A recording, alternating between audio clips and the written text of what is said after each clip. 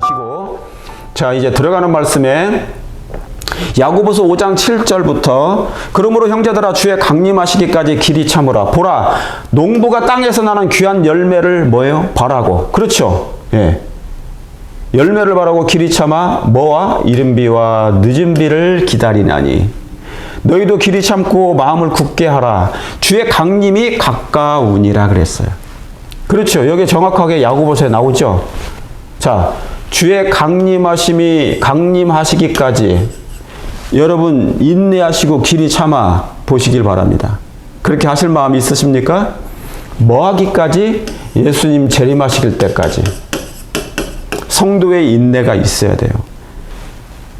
길이 참으세요. 참기 힘들죠. 정말 힘들어요. 인내함으로 영적인 상태를 유지하는 거 쉽지 않아요. 영적인 상태를 유지하는 거 쉽지 않아요. 그러나 끝까지 견디시길 바랍니다. 자, 그러면서 또 뭐가 나와요? 농부가 항상 농부의 기다림은 뭐예요? 소망은 뭐예요? 농부의 소망은 열매를 맺는 거예요. 곡식, 추수. 그걸 바란다잖아요. 우리 예수님이 먼저 그러셨고 이제 저와 여러분들이 이 농부로서 열매를 바라고 있어요. 그죠? 그러니까 저는 영적인 농부예요. 우리 교인들이 시골 생활 많이 준비하죠. 그래서 시골 생활을 해서 농사도 짓고 막 그러잖아요. 근데 저에게 있어서는 저는 영적인 농부예요. 그러니까 뭡니까? 저는 밭에다가 진짜 실제적인 밭과 논에다가 씨를 뿌리지 않고 진짜 영혼의 마음에 씨를 뿌리는 거예요. 그래서 저는 영적인 농부라고요. 그래서 그 열매를 바라고 있다고. 영혼의 열매라고 그래요. 곡식이 되어 가나?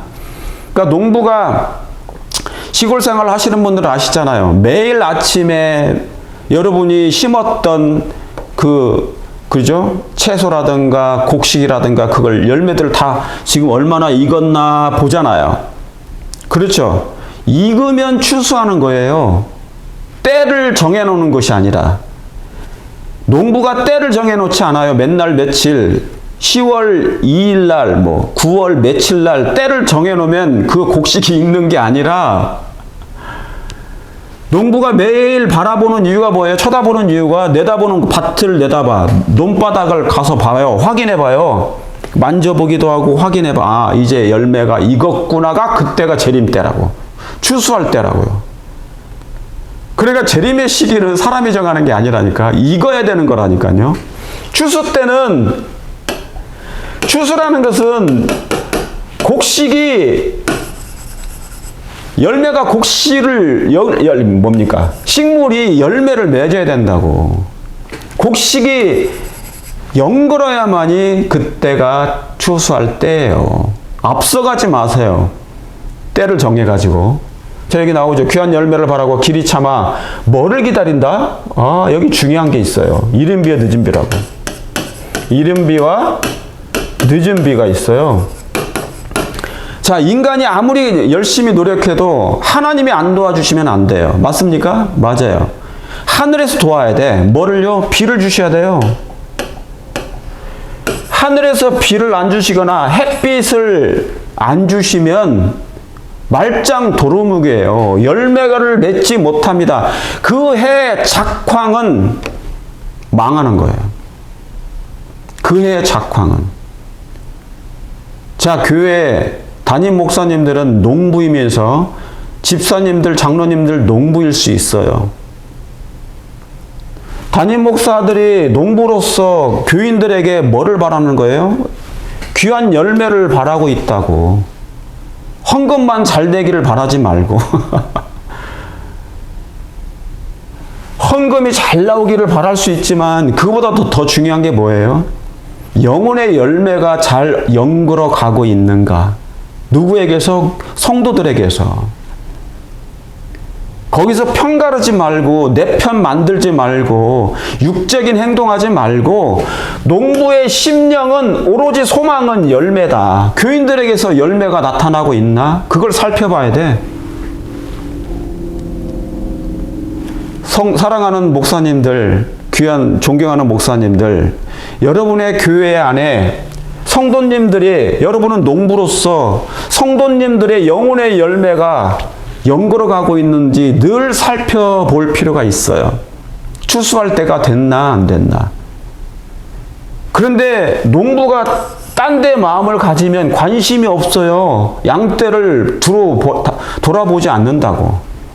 그러니까 이런 양이 생기고 먼 양이 생기고 막 그러죠. 너희도 길이 참고 마음을 굳게 하라. 주의 강림하심이 가까우니라. 그렇죠. 예. 이른 비와 늦은 비 때를 기다린다. 그런 거예요. 그래서 이것은 누가 주신다? 하나님이 주시는 거예요. 하나님이.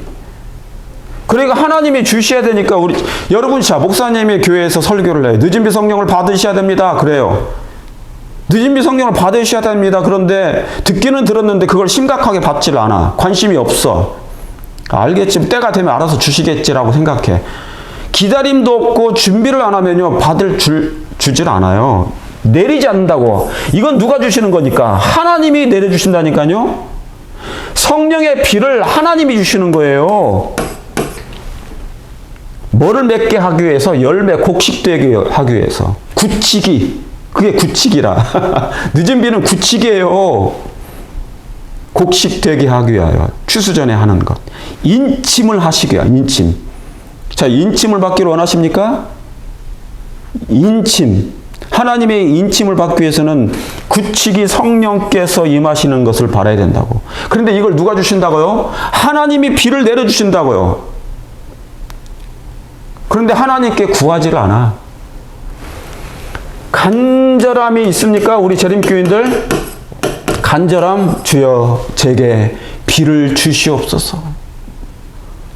내 아버지 하나님이시여 저희에게 늦은 비 성령이 임하시기를 정말 저희가 원하오니 내려 주시옵소서. 제 마음을. 그렇게 간절함이 있습니까? 아니면 설교만 듣고 그냥 다 잊어버리고 다시 제자리에 세상으로 돌아가서 열심히 일만 합니까? 보통 그렇게 해요.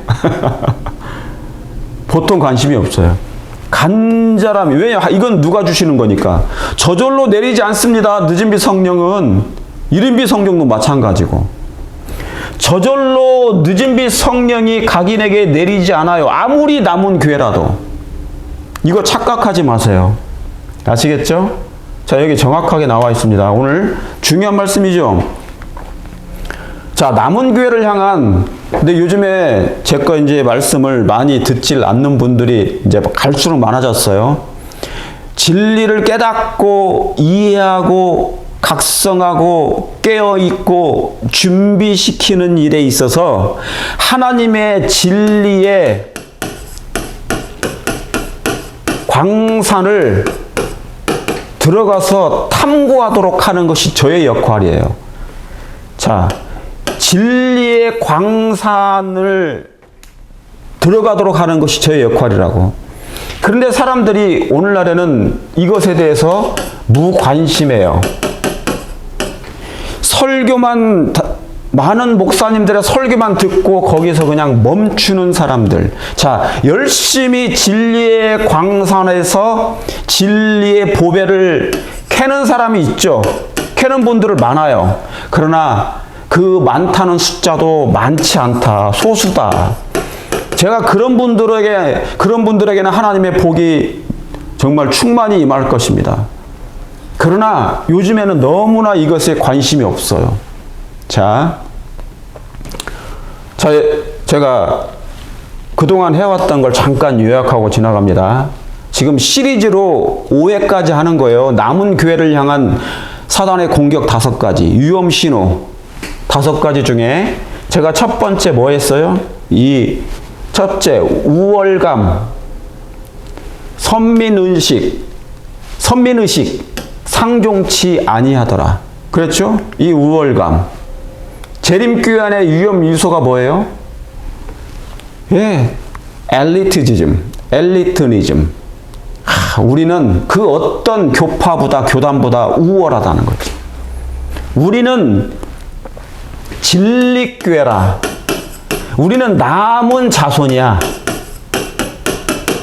이 구호만 가지고 살아요. 즐겨해. 우리는 남은 교회입니다. 우리는 진리교회입니다.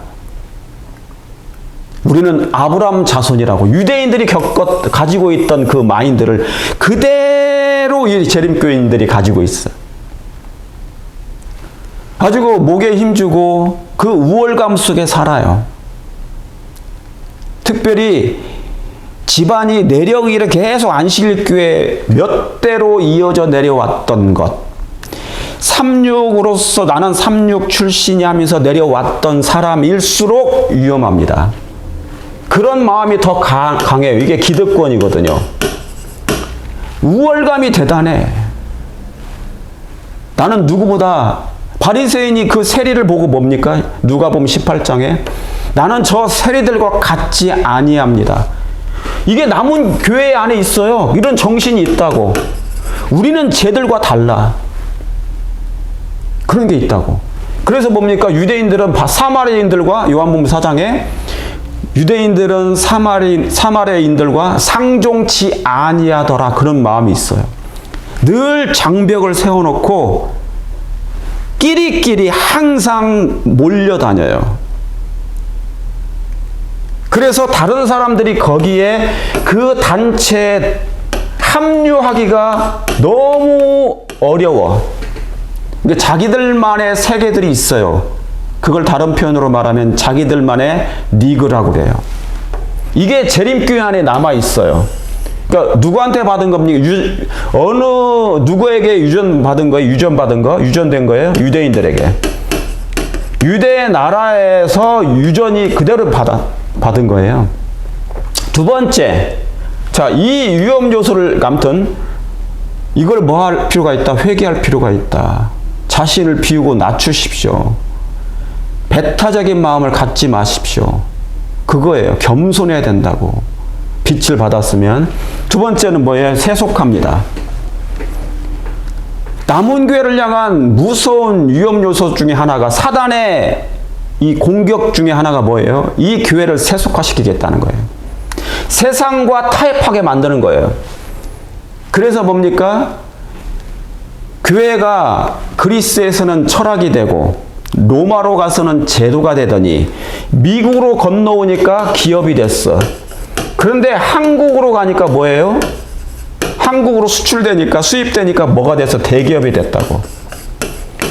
그러니까 이 말은 뭡니까? 성도들이 그냥 이렇게만 해도 막 이 방언 기도만 해도 쥐야 아바다다다다다 말발다 사발다 아발다 사발다 막 그러면은 통성 기도하고 막 책상을 두드리면서 막 통성 기도해.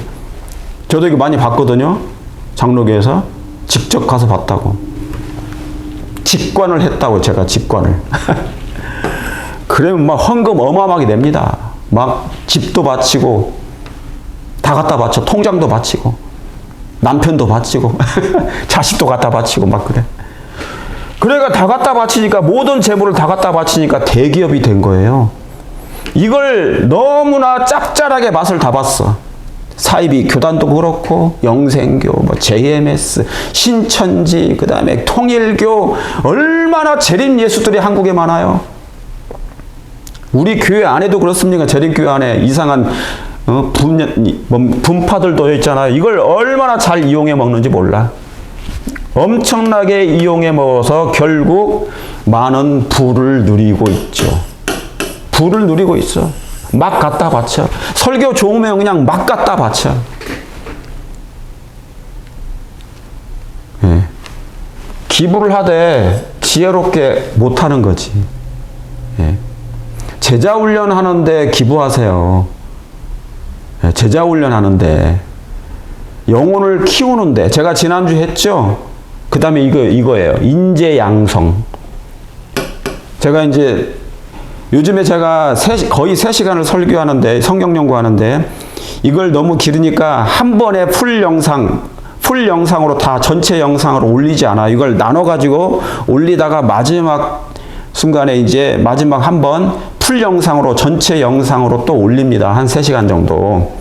교인들이 듣기 싫어하니까 너무 길어가지고. 그래서 이걸 제가 쪼개요. 요즘에 그렇게 올리는 거예요. 이해해 주시기 바랍니다. 그래서 세 번째가 뭡니까? 이 남은 교회를 향한 사단의 공격, 이 교회를 향한 위험 신호가 뭐예요? 교회가 침례자는 나는데 들어오는 문은 좁은 데 있잖아요. 교회로. 이게 교회야. 이게 교회예요. 들어오는 문은 되게 좁은데요. 나가는 문은 뭡니까? 얼마나 넓은지 몰라. 이렇게 넓어. 에? 좁아.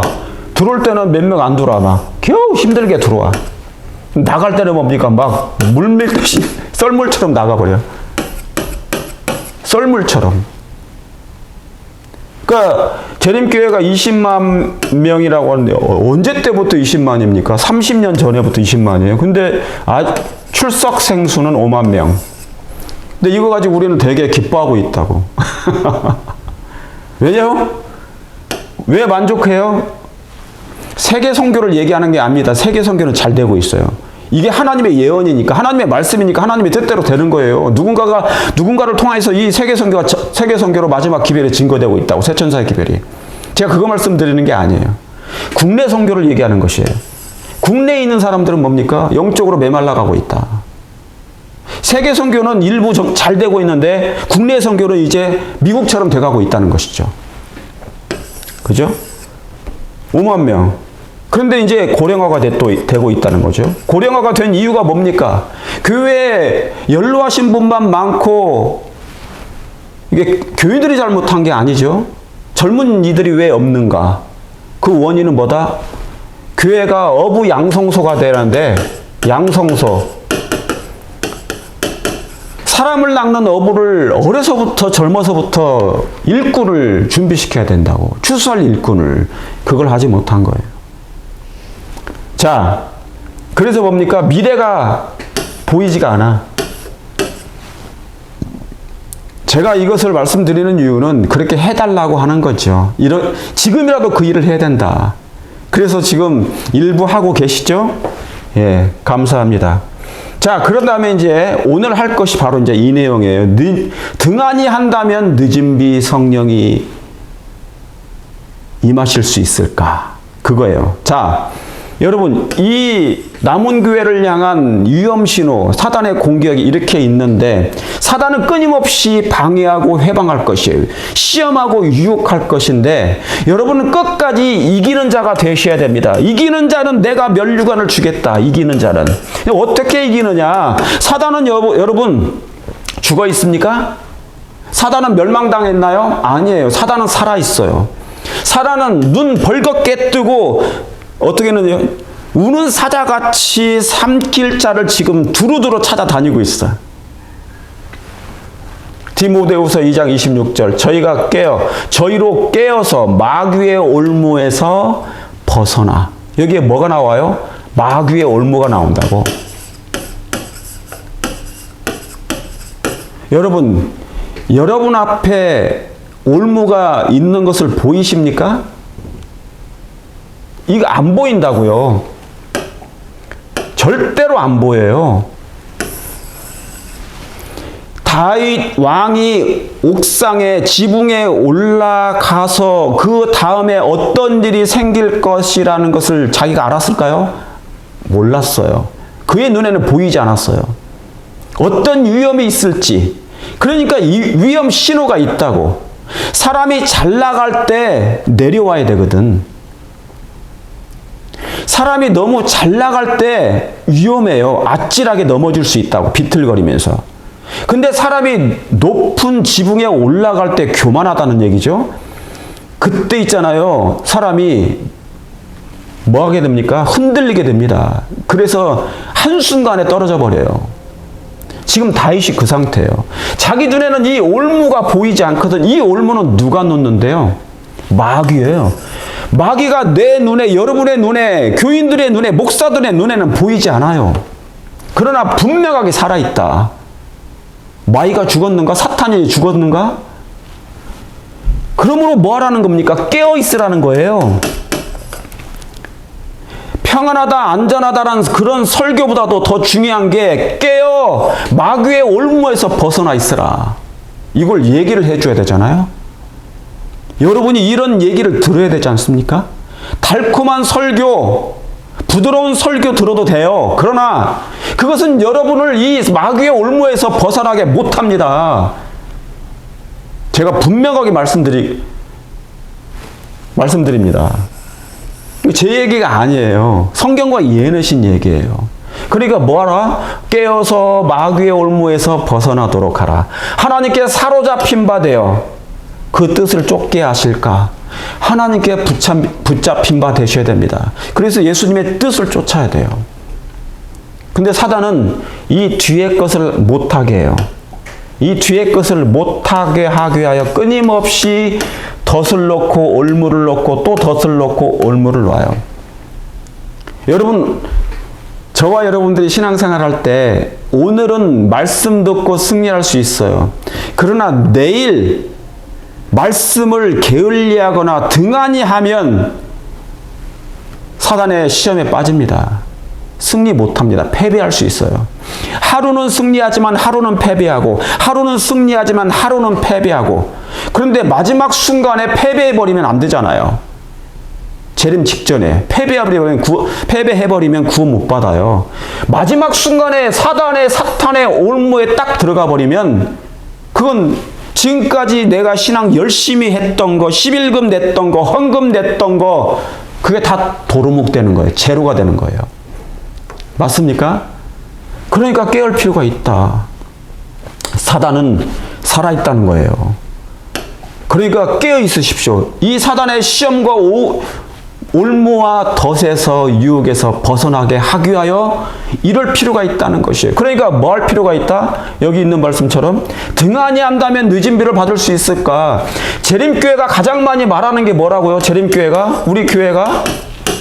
우리 교회가 가장 많이 듣고 말하는 것이 재림 얘기도 하지만 예수님 오신다. 그런데 1월 법령은 막 1호 법령 하면 막 같다.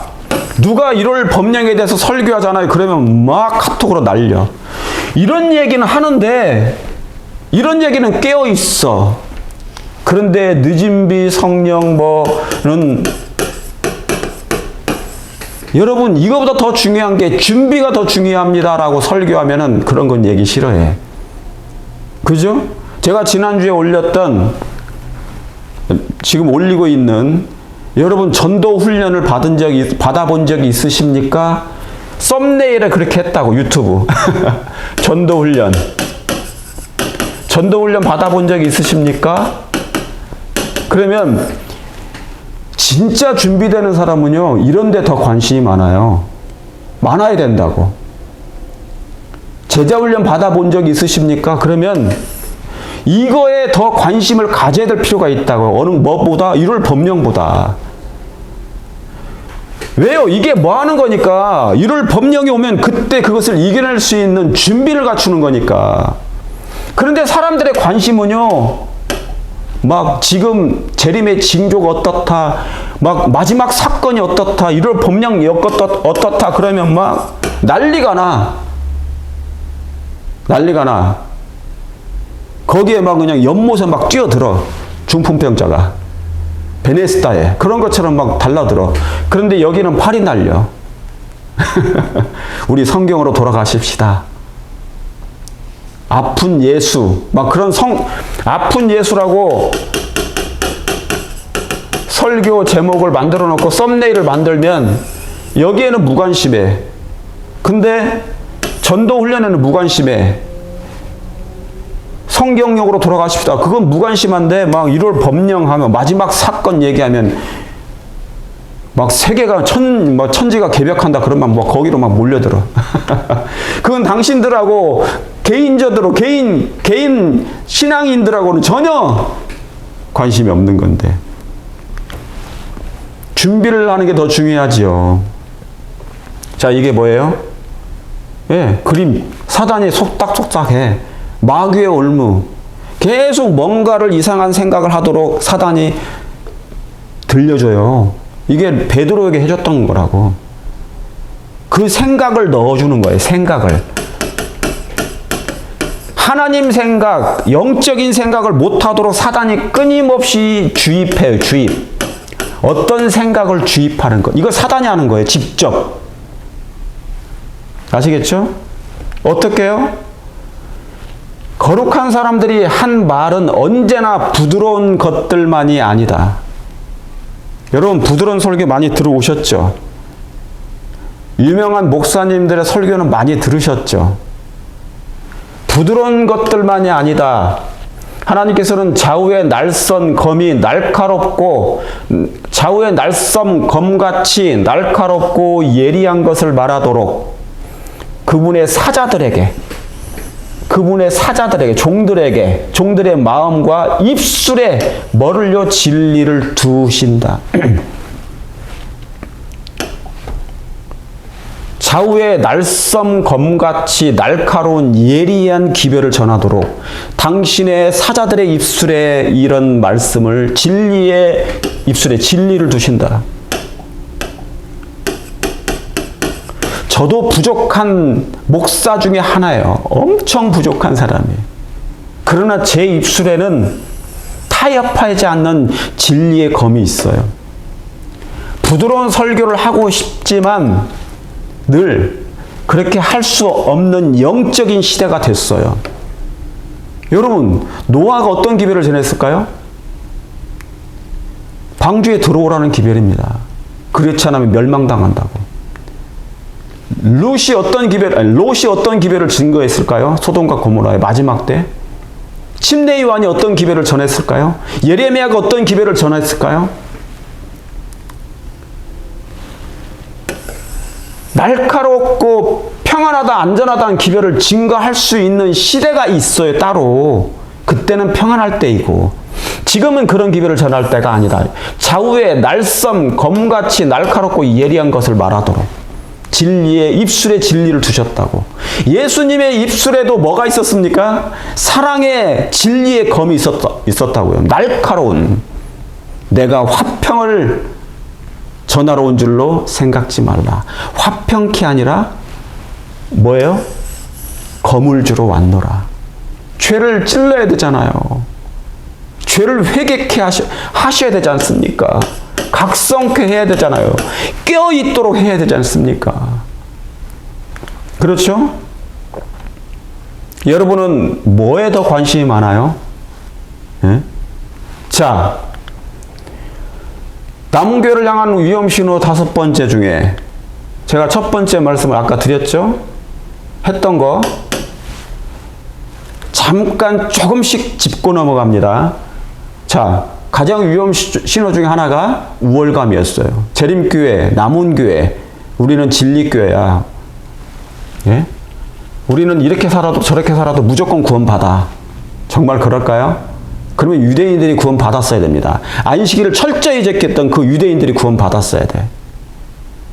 그 높은 위치에 있었던 사람들이 다 구원 받았어야 된다고. 왜요? 그들은 안식일을 철저히 지켰으니까.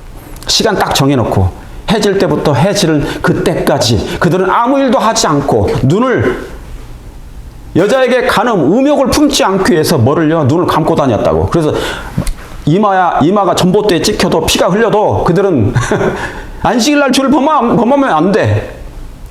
그런데 그들의 마음 가운데 늘 정죄의 의식이 있었어요. 그리고 또 뭐가 있었습니까? 우리에게는 그 어느 교파보다 어느 누구보다 그들과 같지 않다. 우리는 그들과 같지 아니하나이다. 막 어마어마한 우월감, 선민의식. 우리는 아브라함 자손이야. 우리는 구원받아. 확정된 사람들이야. 뭐는 없는데 품성은 하나도 배울 게 없는데. 자, 이 내용을 살짝 또 짚고 넘어갑니다. 자, 정말 그럴까요? 재림교회가 다 남운교회라고 구호만 외친다고 공언한다고 해서 여러분이 재림교회 모든 사람이 다 구원을 받을 수 있을까요? 구원 받기를 정말 저도 소망합니다. 그런데 로마서 2장 9절에 악을 행하는 각 사람의 영에게 뭐를 행하는 사람에게요? 악의 악. 환난과 공고가 있으니 환난과 공고가 있어요. 첫째는 누구에게? 유대인에게. 그 다음에 그예요? 헬라인에게. 첫째는 유대인에게, 그 다음에 헬라인에게요. 여러분, 재림교회라고, 진리교인이라고, 진리교회라고, 남은 교회라고 환난과 공고가 없어요? 아니에요. 먼저 심판을 받습니다. 재림교회는. 남은 교회라고 하는 제7일 안식일 예수 재림교회가 먼저 뭐예요? 심판을 받습니다. 왜요? 만약에 악을 행하는 사람이면, 범죄하는 사람이면, 재림교회 안에도 범죄하는 사람 많아요. 저도 죄를 범하고 그러죠?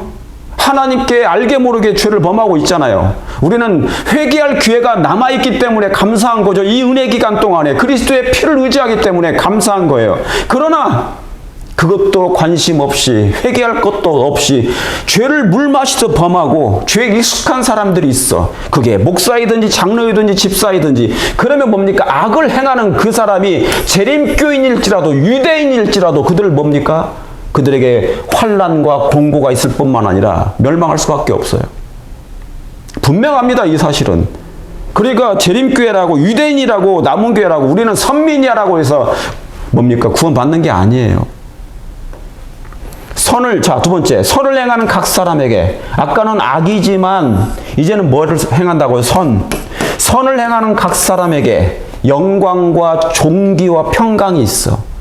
선을 행하기 때문에 복을 받죠, 하나님께. 맞습니다. 여러분이 이 두 번째에 속하시길 바랍니다. 선을 행하는 각 사람에게 영광과 존귀와 평강이 있으리니, 첫째는 유대인에게요, 또한 헬라인에게로다.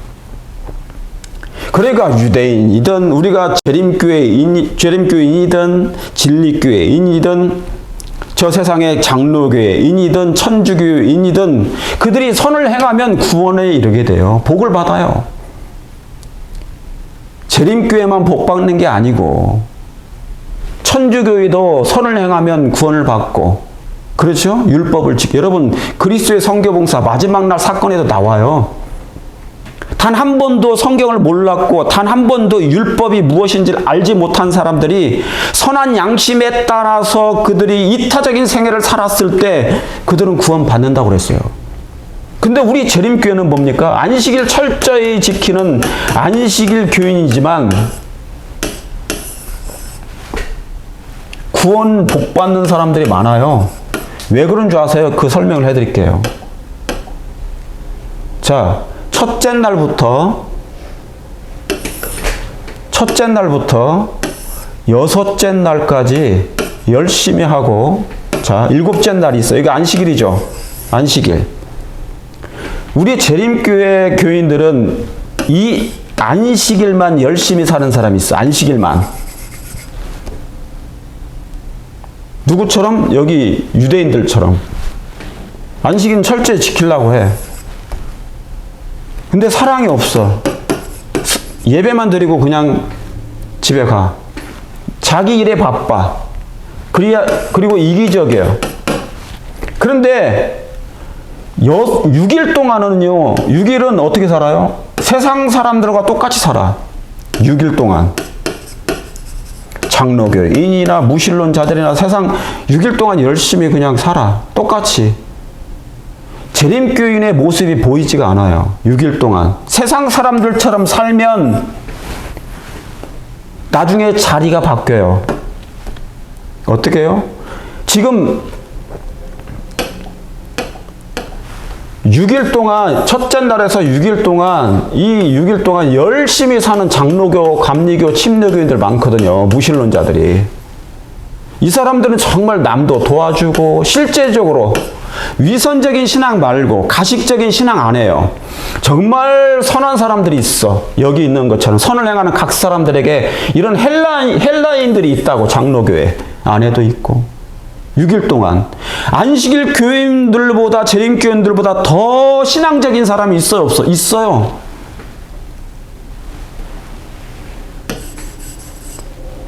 그런데 일곱째 날을 모르는 사람들이 있다고. 일곱째 날을. 안식일만 몰라. 안식일만 모르고 나머지는 19개 계명은 너무 열심히 잘 지키는 사람들이 있어. 세상 사람들 중에. 이때 자리바뀜이 있어요. 이때 자리바뀜이 이렇게. 이거 무서운 얘기입니다. 무서운 말씀이에요. 그러니까 저와 여러분이 지금 재림교회 어느 단체에 소속되어서 구원받는 것, 구원이 확정됐다, 그거 아니에요. 오히려 더 많다니까. 제가 저번에 말씀드렸죠? 오히려 더 많아요. 여기 세상 바벨론이에요. 세상 바벨론 가운데 근데 여기 재림교회가 하나 있어. 이 재림교회는 아주 그냥 소수야. 소수인데 많지도 않은데 여기는 바벨론이야. 바벨론. 얼마나 많은 교파. 바벨론 교파들이 많이 있어. 근데 여기 하나님의 백성들이 많아요. 그런데 여기는 재림교회, 여기 가운데에 있는 재림교회가 있어. 안식일만 지키는 거, 안식일만. 살짝 드리고 세상 6일 동안은 세상 사람들처럼 살아. 9째 계명은 9가지 계명은 그냥 대충 해. 안식일만 잠깐 교회 왔다가 그냥 이렇게 하는 거. 그리고 품성이 없어. 사랑을 못 느껴. 안식일 교인들한테. 안식일 교인들한테 사랑을 못 느끼고 너무나 냉랭한 걸 많이 봐. 자기들끼리 막 편을 가놓고 우리는 재림교회 그래서 벽을 쌓고 상종하지 않아 잘. 이게 이제 뭐냐면 이 사람들은 소수인데 제가 봐도 이 사람들은 구원 못 받을 것 같아. 만약에 세상 바벨론에 있는 사람들이 안식일만 모르고 이렇게 산다면 하나님께서 나중에 안식일 기별을 깨닫게 하신다니까요. 셋째 천사의 기별을 통하여 큰 외침을 통하여 이 사람들이 다 들어요. 밖에 있는 바벨론에 있는 밖에 있는 수많은 백성들이 기독교인들이 이걸 들어요. 그래서 뭡니까? 그동안 9가지 계명은 다 지켰어. 뭐만 모르고 안식일 기별만 모르고. 그래서 나중에 안식일 기별 깨닫고 이 사람들이 하나님의 백성으로 합류하게 됩니다. 합류하게 돼요. 그러니까 여러분 우리 재림교회 정신 차려야 돼요.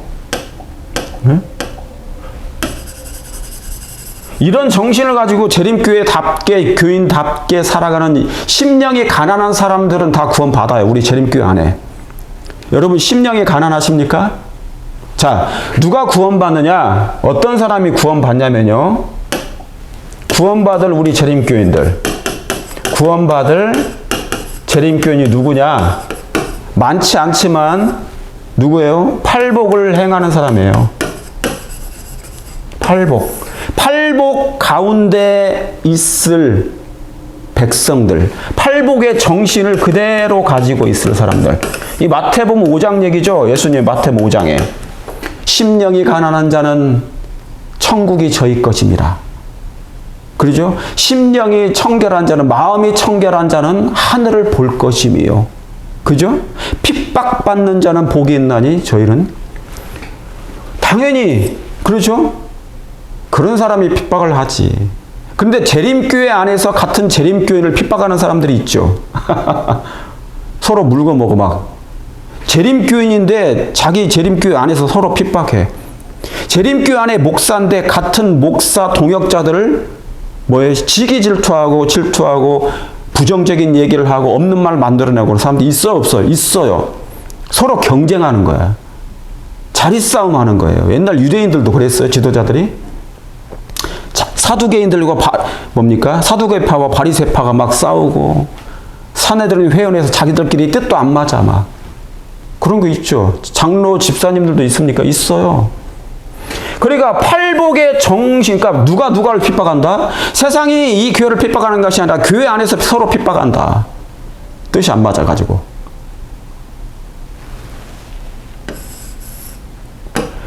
누가 구원받냐고요? 팔복의 정신, 팔복의 품성을 시행하는 사람. 자, 길어지니까 줄이면서 또 다음 단계로 넘어갑니다. 자, 이제 두 번째. 남은 교회를 향한 위험신호, 지금 하나씩 잠깐 터치하고 지나가는 거예요. 두 번째는 뭐였어요? 세속화와 대기업입니다. 비즈니스화 돼가는 거예요, 교회가. 우리 교단이, 우리 합회가, 우리 연합회가 행정 시스템으로 아주 잘 되어 있지만 행정 시스템, 그래서 뭡니까? 중앙 집권제, 피라미드식으로 중앙 집권 시스템으로 되어 있어요. 그렇죠? 되었는데 교회가 열악하다면 이 작은 영혼들 한 영혼이 너무너무 소중해. 천하보다 귀해. 예수님은 그 한 영혼을 위해서 이 땅에 십자가에 달려 돌아가시러 오셨어요. 그런데 교단이 비대화되니까, 거대해지니까 비즈니스화 된다면, 대기업하고 비즈니스화 된다면 돈은 많아, 재정은 많아지게 될 거예요. 그런데 이 한 영혼에 대한 생각은 굉장히 희미해. 비즈니스화 된다는 건 뭐냐면 선교 사업을 사업식으로 하는 거예요. 선교, 영혼을 구원하는 선교 사업을 뭐냐면 실적 위주로 비대화시키는, 크게 건물만 짓고 뭐만 세워. 그게 선교 사업이라고 생각할 수 있어요. 커지는 것, 대기업 정신, 비즈니스화 되는 거예요. 그래서 자기 연합회장, 합회장 말 안 되면 바로 그냥 뭡니까? 그런 거. 권력이 세진 거지. 그러니까 뭐가 된 겁니까? 교단이 커지면요, 예수님의 정신이 사라지는 것이에요. 의사가 있잖아요. 의사가 직업 의사면, 자, 의사가 히포크라테스 의사가 있잖아요. 히포크라테스의 정신이 있어야 돼요. 자신을 희생하고 환자들을 돌보는 그 마음이 우선이어야 돼. 허준이 그랬어. 허준, 보감에 허준이 그랬잖아요. 영혼을 위해서 자기의 모든 걸 희생해. 그런 것처럼 환자를 위해서. 그런 것처럼 의사는 히포크라테스 정신이 있어야 된다고. 그렇죠? 자기의 돈을 먼저 생각하면 안 돼. 돈과 명예를. 그런데 오늘날의 세상의 특징이 뭐냐면 영적으로 돈이 이 세상 신이에요. 이 세상 신이 돼가지고 돈과 명예가 좌지우지되기 때문에 영혼은, 환자는 우습게 알아. 그러니까 요즘에 의사들도 막 이상한 의사들 많이 생기죠? 환자를 막 성폭행하고, 예? 주사 놔가지고. 그런 것도 많고. 망가진, 그러니까 자기의 권력이 있어야 돼. 세력을 만들어서. 이게 이제 큰 돈에, 왜냐면 돈이라는 게 교회도 돈이 필요하고 나라도 돈이 필요하잖아요. 그러니까 그 세를 이루는 거예요. 그것도 하나의 놀라운 권력이 되는 것입니다. 의사가 돈만 있으면 의사도 의사일 뿐이지 교인에 불과하거든. 그 말은 뭐냐면 한 영혼에 불과하다는 얘기예요. 자신의 영혼이 예수님 안에서 자라날 필요가 있거든. 품성적으로. 돈이 주가 아니에요. 명예가 주가 아니다고. 마찬가지로 목사나 장로님이나 집사님도 똑같은 거. 행정이 비대해지면요, 권력이 생기는 거라고. 그리고 한 영혼을 예수님께서 위하여 갈바리의 십자가에 돌아가셨는데 그걸 생각을 못해요. 뭐가 되면 비즈니스화 돼버리면. 오늘날의 미국의 화폐들이 많이 그래요. 엄청납니다. 심각할 정도로.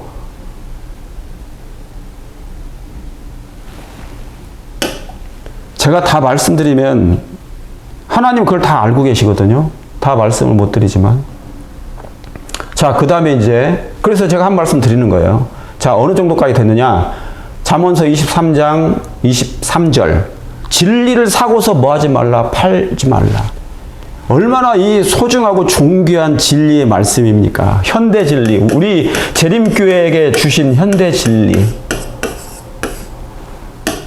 안실학교 때 어떤 행사를 하는 것 중요해요. 그러나 안실학교 때 어떤 이벤트를 하는 것보다 더 중요한 게, 우리는 순서를 막 이렇게 채워나가는 게, 그걸 뗄빵하고 그걸 해나가는 것도 중요하지만 그것에 더 치우치는 게 많아. 교인 한 영혼이 만약에 안실학교 한 영혼이 현대 진리로 무장해야 돼요. 현대 진리로 무장해야 된다고. 전신 갑주를. 이 무장은 품성을 포함해요. 이게 더 중요하다고.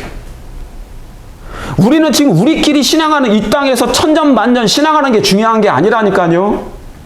재림교회가 이 땅에서 천년만년 복천년 동안 막 그냥 오랫동안 여기서 예배드리는 게 중요한 게 아니에요. 저는 그걸 원치 않아. 우리는 예수님의 재림이 빨리 오시기를 더 바라는 거예요. 그러면 우리가 뭐 할 필요가 있어요? 준비가 더 중요하다고. 농부가 바라는 것은 열매라니까요.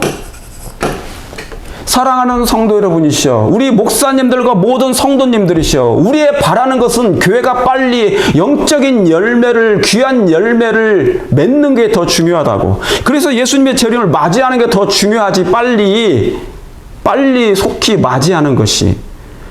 여기에서 막 천년, 만년 예배만 드리려고 그래. 여기서 안실학교 천년 하면 뭐합니까? 여기서 설교 예배 천년 동안 드리고 싶으세요? 지상에서? 이 죄된 세상에서? 전 그거 원치 않거든요. 이게 무슨 의미가 있어요? 장로교회 잘못된 기별이 복천년, 재림전, 천년설이 있다고. 재림전, 천년선. 이게 복천년이야. 그때는, 그러니까 막 이제 휴거되고 미리 준비된 사람은 휴거되고. 그걸 왜 만들어 놨어요? 느긋하게 만든 거야. 이 땅에서 뭐 해 먹으려고? 목사들이? 그 교리를 왜 만들었어요? 복천년의 기별을? 이 땅에서 천년만년 잘 먹고 잘 살고 복 받고 누리고 살고 싶어서, 세속적으로 누리고. 왜 나라의 대통령들이 독재의 꿈이 있는 줄 아십니까? 독재를 왜 꿈꿔요? 영원토록 영구적으로 군림하고 싶어서 그래요. 그 맛을 봤거든. 맛을 한번 보면, 대통령이라는 그 왕의 자리에 쓰면요, 얼마나 꿀맛 같은지 몰라. 자기 명령하면 바로 되고. 이 맛을 놓치기가 싫은 거예요. 그래서 뭐냐면 독재를 꿈꿔요. 지금 각 나라들이 다 이 독재의 꿈이 다 있어. 한국에도 그런 마음을 품다가 이렇게 됐고, 미국도 있어요. 전 세계 다 있습니다. 네팔 요즘에 전쟁 일어나고 막 내전 일어나고 막 그러잖아요. 말레이시아 막 여기저기서 다 터지는 거야. 다 이런 꿈 때문에 그래. 목사도 있잖아. 한 번 그 맛을 보면요, 이거 놓기가 힘들어요. 맛이 꿀맛 같거든. 편안한 행정, 높은 자리에서. 여러분, 재림교회가 진리를 받았으면 이걸 팔아먹질 말아야 돼요. 자기의 자리 때문에. 이 귀중한 진리를 뭡니까? 비즈니스화 시키면 안 된다고. 기업형으로 만들면 안 되는 거예요. 교단이 아무리 커져도 예수님의 눈에는 한 영혼이에요. 한 영혼. 99마리를 들여두고 그 한 마리 잃은 양을 찾아 나서는 것이 이 교단이 존재하는 이유예요. 맞습니까? 교회는 엉망진창으로 형식적으로 예배 의식은 계속 들여오는데 서로 물고 싸우고 좋은 형편의 자리를 차지하고자 애쓰고 누구 내쫓고 내보내고 유배시키고 좌천시키고 자기 마음에 드는 사람들 다시 또 일려 좋은 자리 내보내고 막 그런 일들이 늘 반복해. 우리 교단이라고 그런 거 안 한 줄 아십니까? 다 해요. 그래서 여기 뭐라고 써 있습니까? 다 같이 읽어보게요. 중요한 말씀이에요. 예수님이 하신 말씀이에요.